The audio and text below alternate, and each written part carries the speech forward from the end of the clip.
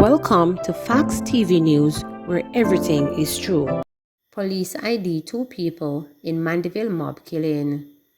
Superintendent Lloyd Darby, head of the Manchester Police, says 2 people have been identified on the National Closed-Circuit Television CCTV surveillance system, Jamaica Eye, in the last Friday's mob killing of 62-year-old Shifton Campbell.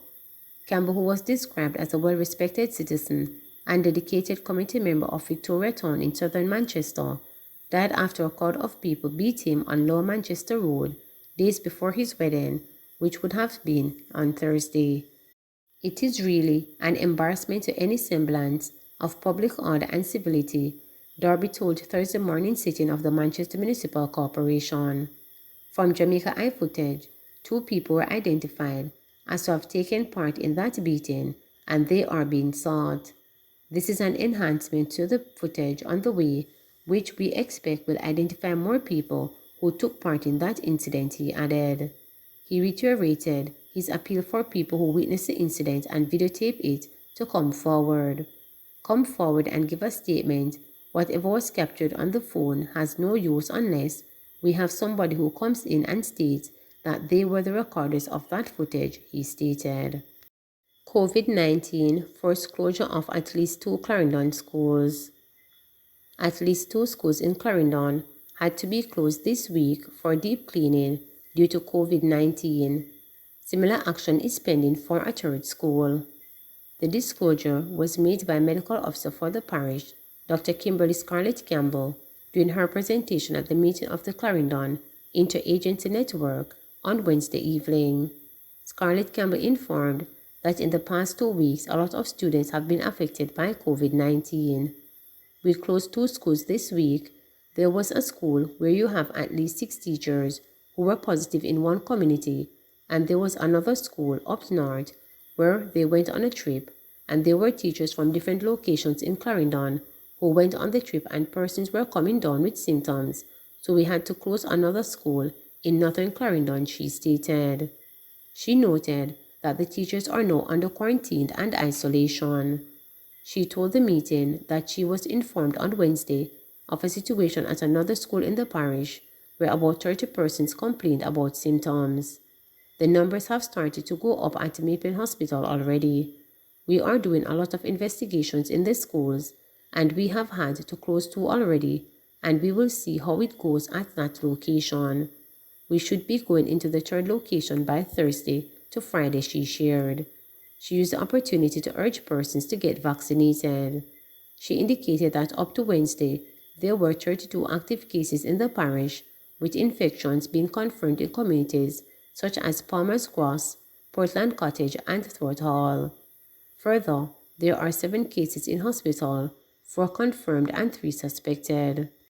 NWC wage talks continue despite agreement. A steering committee, including representatives of the 5 unions representing employees of the National Water Commission (NWC), has been charged with the task of maintaining communication and consultation between the parties over the next 6 months. This is one of several measures included in the package which was signed off on by representatives of the NWC and the unions, the Bustamante Industrial Trade Union, the National Workers Union, the Jamaica Association of Local Government Officers, the Jamaican Union of Public Officers and Public Employees, and the internal NWC Executive Staff Association at the Ministry of Labour and Social Security on Wednesday. Reporters have learned that this has become necessary as proposals for a compensation reconstructing of the Commission staff are dealt with over the next 3 months, starting May 20, to be followed by another 3 months of implementation of the decisions of the committee. The Minister of Finance and Public Service is to produce a final organizational structure of the Commission, as well as a report on the market survey that was conducted by private firms for the May 20 meeting. A consultant will also be appointed to complete a job evaluation exercise and make an alignment to the new compensation structure for the public sector. These and other moves laid the foundation for Wednesday's agreement between the parties, which led to NWC staff ending a 2-day strike and returning to work. The strike resulted in hundreds of thousands of NWC customers across several parishes being affected by the unscheduled lock-offs. The workers have been clamoring for a reclassification of their jobs and increased pay for several years. More reprimands, Westmoreland councillors over cancelled council meeting. Chairman of the Westmoreland Municipal Corporation, Bertel Moore, yesterday reprimanded councillors for causing last month's council meeting to be cancelled due to a lack of quorum. Moore said that this was unacceptable. "I will not accept it. I will not sit around and see this again," declared Moore. "Councillors, we have a duty, and we must perform our duty. The residents of Westmoreland are depending on us, and we must, as elected representatives, play our part in this parish," he continued. Last month, only 4 of the 12 active councillors, along with officers of the corporation and representatives of several state agencies, were present 1 hour after the 10 o'clock scheduled start of the meeting. According to Moore, this was the first time that a general meeting of the corporation fell through in his 29 years at local authority. "I want to say to you all councillors, this is our parliament, and I am asking you as of now, if you are going to be absent from the council meeting, you need to inform my office or the CEO office at least 1 day before the council meeting," Moore stated. Public sector healthcare going high-tech with US $8 billion spent. The government of Jamaica, in partnership with international donors and private sector interests, is close to finishing the first phase of information and communications technology (ICT) infrastructure, which will provide real-time data for hospitals and health clinics across the island. Minister of Health and Wellness Dr. Christopher Tufton toured Nerve Center for the system at eGov offices in Mona, as well as the warehouse at Cable and Wireless facilities on Carlton Crescent on Thursday. The ICT infrastructure is part of the Government of Jamaica's Health System Strengthening Program, which is being financed through the Inter-American Development Bank (IDB) with support from the European Union. According to Tufton, when completed, the ICT infrastructure will enable the island's healthcare structure to be on par with the first world countries. The first phase cost US $8.2 million. He said the Nerve Center at eGov will be a storage facility that will keep patients' information, such as personal data and sick profile, to be stored in a tamper-proof environment. Tufton stated that the data will be able to be accessed by all public sector facilities across the island by authorized individuals, which will eliminate the need for physical transfer of paper files. Doctors will also be able to access, diagnose, and treat a patient remotely. "This is an advanced system that we are putting in. Never before has it been done in Jamaica, and I suspect in the region, and the advantage and the beauty about this system, it is networking over national connection around health centers and hospitals. What this is going to do, it's going to allow us to move information very quickly and safely that translates to more accurate access of a sickness and quicker planning to deal with that person," Tufton stated. The ICT infrastructure at this stage will comprise over 2,800 devices, which will include desktops, laptops, and tablets. These will be connected to the system, which is being done by Cable and Wireless. He said the system is expected to be able to start using in September, which will signal the start of the second phase, which will involve placing a software on the hardware to do more of the complicated work.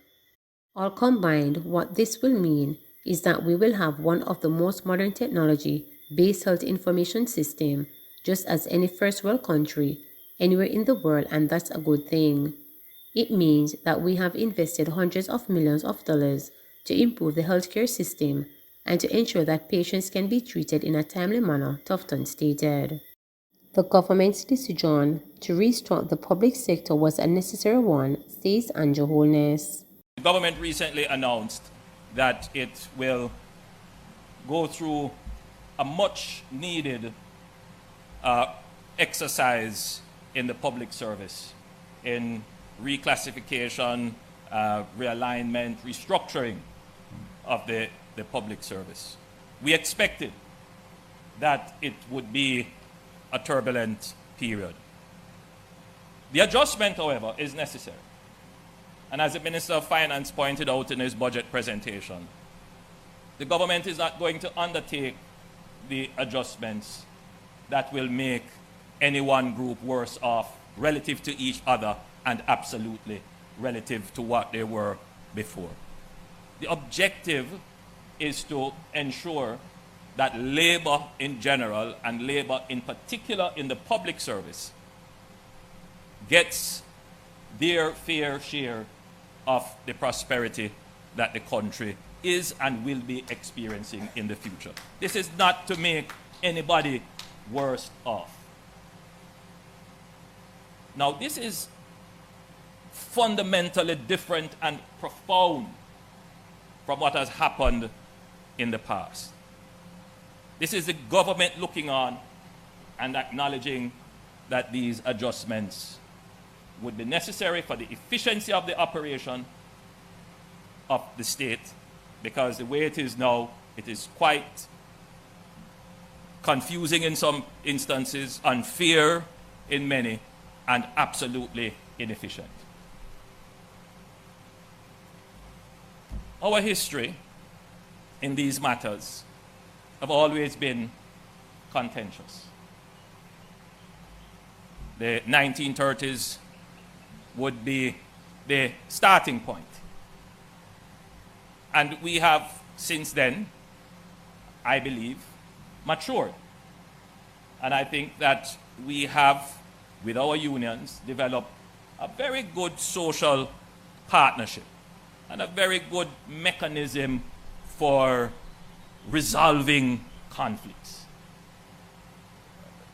I am sincerely hoping that that robust mechanism, which took us through a similar adjustment a decade ago, which Jamaicans may not now remember, but a quick flashback to the point when we were teetering on the edge of bankruptcy as a country, when we had to undertake several structural reforms in our finances, when we entrenched fiscal discipline. It was done with the support of the unions as stakeholders and partners in that decision.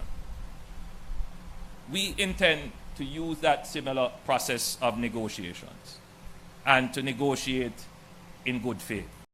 4 more COVID-19 deaths, 160 new cases.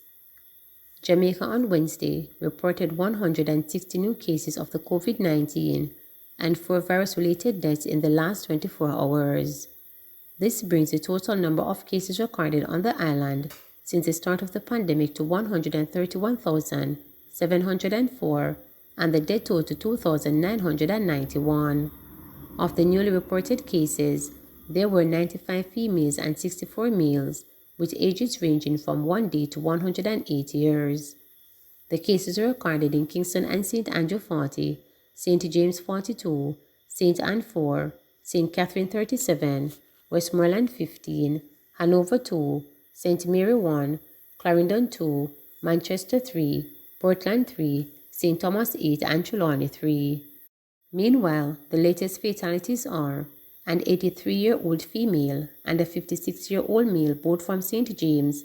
They both died in March 2021. An 89-year-old female from St. James, who died in February 2022, and an 87-year-old male from St. Catherine, who died in May 2022. According to the latest statistics from the Ministry of Health and Wellness, the country also recorded 109 new recoveries, bringing total number of recoveries to 84,818. The country's positivity rate for the last batch of testing is 15.6%. There are 1,525 confirmed active cases on the island. Please remember to subscribe, like, share, and click the notification bell for daily updates.